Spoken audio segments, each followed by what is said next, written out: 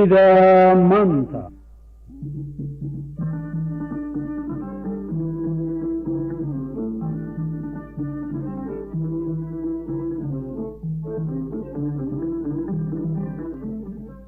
dayrtu weydi'i daawad waydhali wiil dayacayba daawasho u iman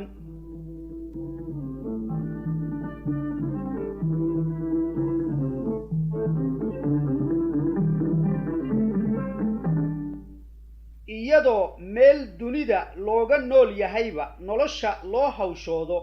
oo ruuxii garaad lihi horumarkiisa doono ayaa dadku yaraha ku kala fiican yahay xagga aqoonta iyo itaalka ay wax ku fulinayaan hawraar murtiyeedan oo geel loogu heesayna waxay haysataa dhaqan u gaar ah reer guuraaga Soomaaliyeed oo ku saabsan sida ay dheefta ugula soo baxaan dhib ma dhamaade ah oo u badan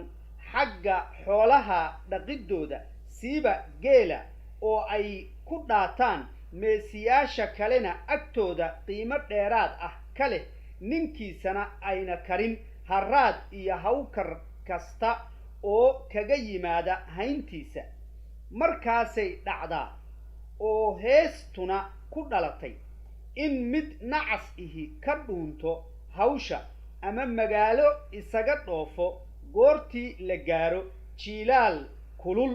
ee cidka dheer loo foofinayo ceelka dheerna laga aroorinayo hadhowna kolkii xilli doog la gaaro oo halihii rimanaa dhalaan yiraah allaylehe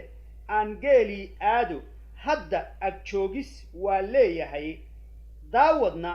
waa hal magaceed oo kii heesta tiriyey ku halqabsaday asagoo ku diigdiiganaya ninkii shalay hawsheeda uga dhuuntay maantana hunguri ka soo galay ulajeedada miraha heestuna waxay tahay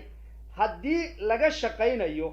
arrin aayaheedu wax kaa daneeyo inaadan dadka ku sii dayn hadhowna faa'iidadii laga helo aan damac kaa gelin taasina heedhe doqonnimo kuu noqotaya iyo dawdarro wax ku helid u baratayaaba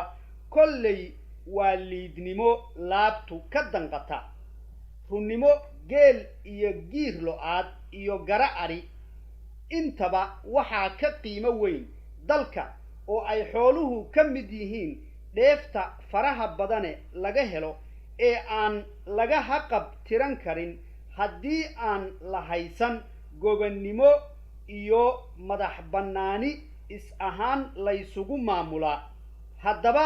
ruuxii aan taas heliddeeda wax uga halgamin oon u hurin naf iyo maal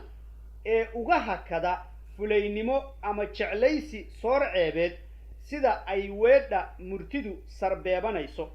waxaa isna kaas aan ka absokayn kii dalkiisa ka tegey wax dan ahna aan u doonin iyadoo horumarintiisa laga shaqaynayo